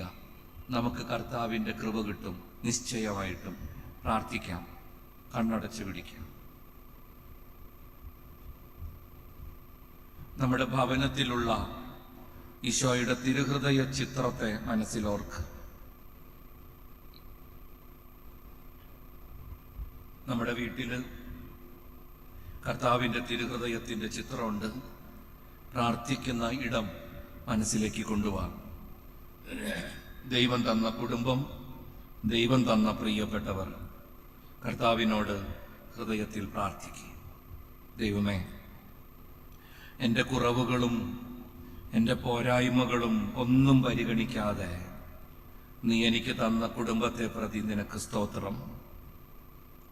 ഒരപ്പനാവാനും കുടുംബനാഥനാവാനും ഒരമ്മയാവാനും കുടുംബനാഥയാകാനുമുള്ള യോഗ്യതയൊന്നും എനിക്കില്ലെന്ന് ഞാൻ അറിയുന്നു. നിന്റെ വലിയ പദ്ധതിയുടെ ഭാഗമായി നിന്റെ മഹാകാരുണ്യത്തിൻ്റെ മേൽ നീ എനിക്ക് തന്ന കുടുംബത്തെ പ്രതി നിനക്ക് നന്ദി. കർത്താവേ, എൻ്റെ പ്രിയപ്പെട്ടവരെ എൻ്റെ കരങ്ങളിൽ നീ സമ്മാനിക്കുമ്പോൾ നിന്റെ മനസ്സിൽ എൻ്റെ പിതൃത്വത്തെക്കുറിച്ച്, മാതൃത്വത്തെക്കുറിച്ച് ഒരു സ്വപ്നമുണ്ടായിരുന്നുവെന്ന് ഞാൻ അറിയുന്നു. സുന്ദരമായ ഒരു പദ്ധതിയുടെ പൂർത്തീകരണമാണ് എന്നിലൂടെ സംഭവിക്കുന്നത്. അത്രയും ഞാൻ മനസ്സിലാക്കുന്ന കർത്താവേ, നീ എന്നെ ഭരമേൽപ്പിച്ച പ്രിയപ്പെട്ടവർക്ക് വേണ്ടി, നീ എന്നെ ഉത്തരവാദിത്വപ്പെടുത്തിയ കുടുംബത്തിന് വേണ്ടി എൻ്റെ ജീവിതത്തെ കുറെ കൂടി മെച്ചപ്പെട്ടതാക്കി മാറ്റാൻ നീ എന്നെ സഹായിക്കണേ. സ്വാതന്ത്ര്യത്തിൻ്റെ ഓർമ്മ പുതുക്കുന്ന ഈ ദിവസം കർത്താവിനോട് ചേർന്നിരിക്കുന്നതാണ് ഏറ്റവും വലിയ സ്വാതന്ത്ര്യമെന്ന് എന്നെ ഓർമ്മപ്പെടുത്തുന്ന അമ്മയുടെ തിരുനാൾ ആഘോഷിക്കുന്ന ഈ ദിവസം, മഹാപുണ്യവാന്റെ ജന്മദിനം ഘോഷിക്കുന്ന ഈ സുദിനം, കർത്താവെ ഞാൻ പ്രാർത്ഥിക്കുന്നു, എന്താണ് യഥാർത്ഥ സ്വാതന്ത്ര്യമെന്ന് എന്നെ പഠിപ്പിക്കണേ. നീ എൻ്റെ കൂടെയുണ്ടെന്നും നീ എൻ്റെ യജമാനനാണെന്നും ഞാൻ നിന്റെ ദാസനും ദാസിയുമാണെന്നുള്ള തിരിച്ചറിവാണ് യഥാർത്ഥത്തിലുള്ള സ്വാതന്ത്ര്യം. കർത്താവേ, നീ എൻ്റെ യജമാനനെങ്കിൽ എനിക്ക് അസാധ്യമായിട്ടൊന്നുമില്ല. നിന്റെ യജമാനത്വ ഭാവം നീ എനിക്ക് സമ്മാനിച്ചിട്ടുണ്ടല്ലോ. എൻ്റെ കൈകളിൽ തൂങ്ങി നടക്കാൻ എൻ്റെ പ്രിയപ്പെട്ടവരെ നീ എനിക്ക് സമ്മാനിച്ചല്ലോ. ദൈവമേ, നീ എനിക്ക് തന്നവരുടെ സ്വാതന്ത്ര്യത്തിന് വേണ്ടി, നീ എന്നെ ഭരമേൽപ്പിച്ച പ്രിയപ്പെട്ടവരുടെ സന്തോഷത്തിനു വേണ്ടി എൻ്റെ ജീവിതമാകുന്ന ചെറുവിരലിനെ ബലപ്പെടുത്താൻ നീ എന്നെ സഹായിക്കണേ. എൻ്റെ പിതൃത്വത്തിനും മാതൃത്വത്തിനും എൻ്റെ ജീവിത നിയോഗത്തിനും യോജിക്കാത്തതെല്ലാം എൻ്റെ ജീവിതത്തിൽ നിന്ന് ദൂരെ അകറ്റാൻ നീ എനിക്ക് കൃപ തരണേ. എൻ്റെ മനസ്സിനെ നീ ബലപ്പെടുത്തണേ. വിശുദ്ധ ഔസേപ്പിതാവേ, തിരുക്കുടുംബത്തിൻ്റെ കാവൽക്കാര, പ്രിയ കുടുംബത്തിനു വേണ്ടി എന്ത് മഹാത്യാഗവും നീ ഏറ്റെടുത്തതുപോലെ, എന്ത് വേദന സഹിച്ചും നിന്നെ ഭരമേൽപ്പിച്ചവരെ നീ കാത്തു പരിപാലിച്ചതുപോലെ, കർത്താവ് എനിക്ക് തന്ന പ്രിയപ്പെട്ടവരെ പൊത്തിപ്പിടിക്കാൻ, കാത്തു സൂക്ഷിക്കാൻ നീ എന്നെ സഹായിക്കണേ. കർത്താവെ, കുടുംബമാകുന്ന, പ്രിയപ്പെട്ടവരാകുന്ന മഹാദാനത്തെ പ്രതി നിനക്ക് കോടി കോടി നന്ദി. എല്ലാ മഹത്വവും നിനക്കുള്ളത്, നിനക്ക് മാത്രമുള്ളത്. ആമേൻ. ദൈവസ്നേഹം വർണ്ണിച്ചിടാൻ വാക്കുകൾ പോരാ, നന്ദി ചൊല്ലിത്തീർക്കുവാനേ ജീവിതം പോരാ. കഷ്ടപ്പാടിൻ കാലങ്ങളിൽ രക്ഷിക്കുന്ന സ്നേഹ ഓർത്താൽ എത്ര സ്തുതിച്ചാലും മതി വരുമോ ദൈവസ്നേഹം വർണ്ണിച്ചിടാൻ വാക്കുകൾ പോരാ. നന്ദി ചൊല്ലിത്തീർക്കുവാനേ ജീവിതം പോരാ. സ്വന്തമായൊന്നുമില്ല, സർവതും നിൻ ദാനം. സ്വസ്ഥമായുറങ്ങിടാൻ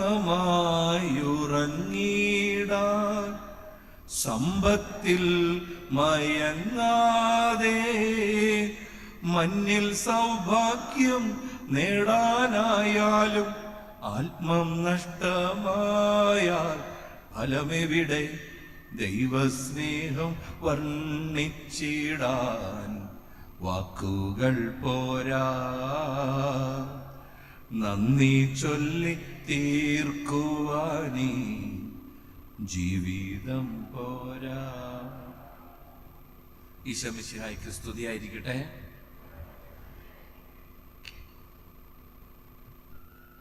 പ്രിയ ബഹുമാനപ്പെട്ട ജേക്കബ് മഞ്ഞളി അച്ഛ, പ്രിയ ബഹുമാനപ്പെട്ട അബു അച്ഛ, സ്നേഹം നിറഞ്ഞ സഹോദരി സഹോദരന്മാരെ,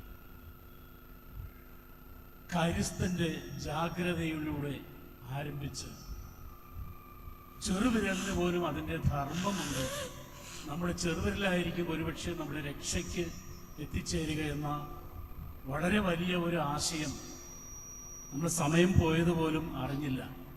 ചെറിയ ചെറിയ വാക്കുകളിലൂടെ ഒരു പിതാവിൻ്റെ, ഒരു മാതാവിൻ്റെ ദൗത്യം എന്താണെന്ന്, നമ്മൾ എന്തെല്ലാം ചെയ്യണം, എന്തെല്ലാം ചെയ്യരുത്, ഏതെല്ലാം മേഖലകളിൽ പ്രവേശിക്കരുത്, ജാഗരൂകരായിരിക്കേണ്ടതിൻ്റെ ആവശ്യകതയുടെ ഗൗരവത്തെക്കുറിച്ച് ചുരുങ്ങിയ വാക്കുകൾക്കുള്ളിൽ, കൊച്ചു കൊച്ചു വാക്കുകളിലൂടെ, നമ്മൾ നാടൻ ഭാഷയിലൂടെ, അച്ചടി ഭാഷയൊക്കെ ഒഴിവാക്കി അങ്ങനെ നമ്മളുടെ ഭാഷ ഉപയോഗിച്ച് നമ്മളെ പ്രബുദ്ധനാക്കുകയായിരുന്നു ജേക്കബ് മഞ്ഞളിയച്ചൻ. അച്ഛൻ്റെ എല്ലാ പ്രവർത്തനങ്ങളും ദൈവാനുഗ്രഹം കൊണ്ട് സമൃദ്ധമാകട്ടെ. നമ്മൾക്ക് പലർക്കും അച്ഛനെ അറിയാം.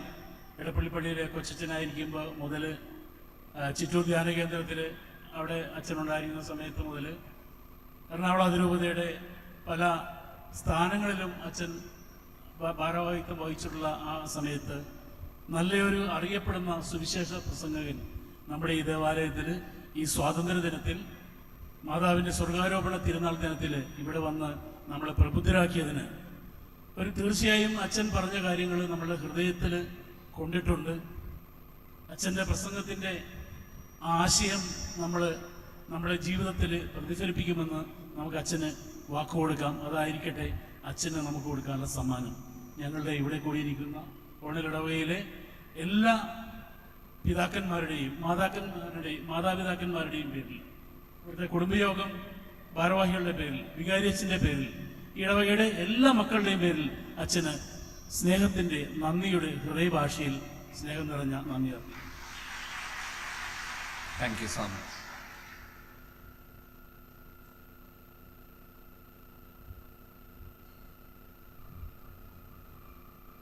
ഈ തിരക്കുള്ള ഓഗസ്റ്റ് 15-ാം തീയതി ഇത്രയും പിതാക്കന്മാരും ഇവിടെ എത്തിച്ചേർന്നതിന് പ്രത്യേകം നന്ദി പറയുകയാണ്. നമുക്ക് സാധാരണ നമ്മളെ ഈ യോഗം നമ്മളിങ്ങനെ വിളിച്ചു കൂട്ടിയത് പിതാക്കന്മാർക്കൊരു സന്ദേശം നൽകുക, അതോടൊപ്പം തന്നെ നമ്മൾ ഒരു പിതൃവേദി നമ്മളുടെ ഇടവകയിൽ രൂപീകരിക്കുക എന്നുള്ളൊരു ലക്ഷ്യം കൂടി നമുക്ക് ഉണ്ടായിരുന്നു.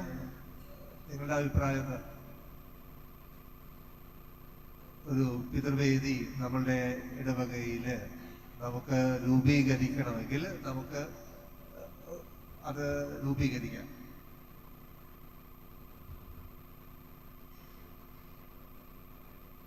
നമുക്ക് മാതൃവേദി നമ്മളുടെ ഇടവകയിൽ നമുക്കുണ്ട്.